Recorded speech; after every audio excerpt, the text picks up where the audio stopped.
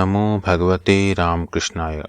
सार्थक परिपूर्ण जीवन के लिए महत्वपूर्ण सीख स्वामी जगदात्मानंद जी महाराज जी की महान पुस्तक जीने की कला से अध्याय 5 प्रार्थना से कायाकल्प। यह एक विधवा किशोरी की दिल को छू लेने वाली सच्ची कहानी है जिसे भगवान श्री रामकृष्ण ने बहुतायत में आशीषित किया था।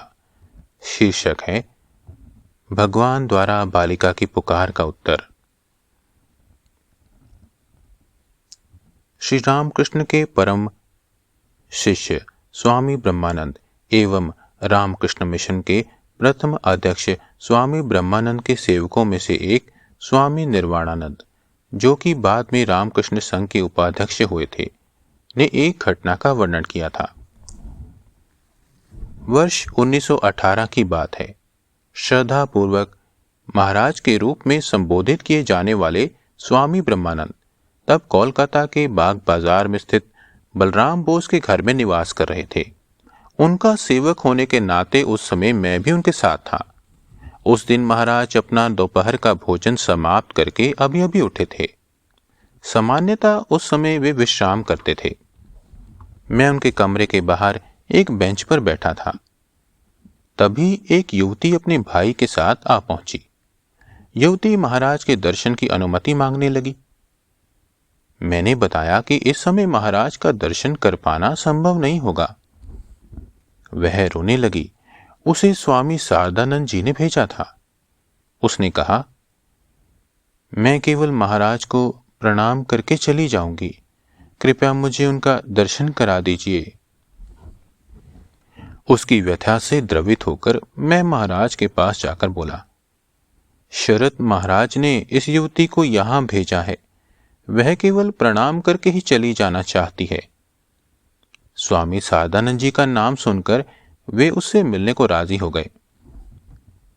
बाद में मुझे ज्ञात हुआ कि दंडवत प्रणाम करते हुए वह युवती भावुक होकर सिसकने लगी। महाराज सहसा भाव समाधि में स्थित होकर मौन और निश्चल हो गए।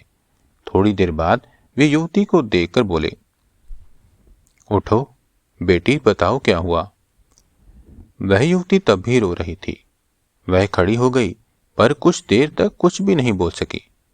महाराज के कमरे में टंगे श्री रामकृष्ण के चित्र की ओर इंगित करते हुए युवती बोली, उन्होंने मुझे आपके पास आने को कहा है। वह अपनी आप बीती सुनाने लगी। 14 वर्ष की आयु में उसका विवाह हुआ था। विवाह के 2 सप्ताह बाद ही उसके पति की मृत्यु हो गई। उसका भविष्य अति अंधकारमय प्रतीत होने लगा था। घोर निराशा में वह फूट फूट कर रोती और निरंतर ईश्वर से प्रार्थना करती, हे प्रभु, मेरा क्या होगा? मैं एकाकी और असहाय हूं। मैं अब क्या करूं? कृपा करके मुझे मार्ग दिखाइए।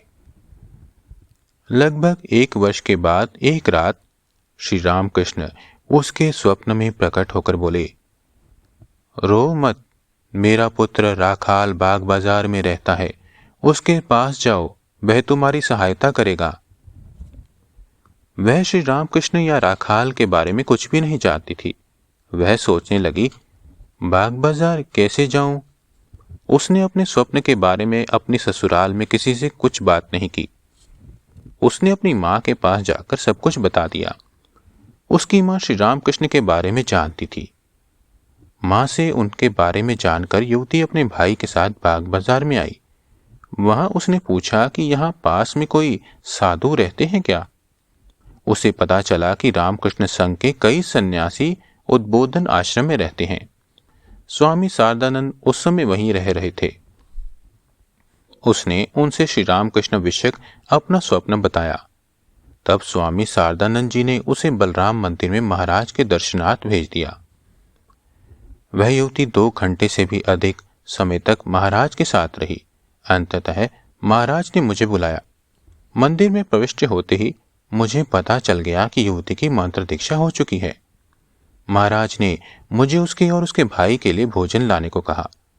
इस दर्शन के बाद वह युवती प्रायः ही महाराज के दर्शनार्थ आने लगी। 1922 में महाराज के देह त्याग के बाद भी मैंने 1 या 2 बार उसे मठ में देखा था। स्वामी ब्रह्मानंद जी ने उसे मंत्र दीक्षा और अध्यात्म पथ पर आगे बढ़ने के लिए दिशा निर्देश देकर कृतार्थ किया था। कातर प्रार्थना से उसने आध्यात्मिक क्षेत्र में काफी उन्नति की और बाद में कई अन्य महिलाओं का मार्गदर्शन भी किया। उसकी व्याकुल प्रार्थना के उत्तर में ईश्वर ने उसे अपने धाम का पथ दिखा दिया था। ओम शांति शांति शांति। हरि ओम तत्सत। श्री राम कृष्ण अर्पणमस्तु।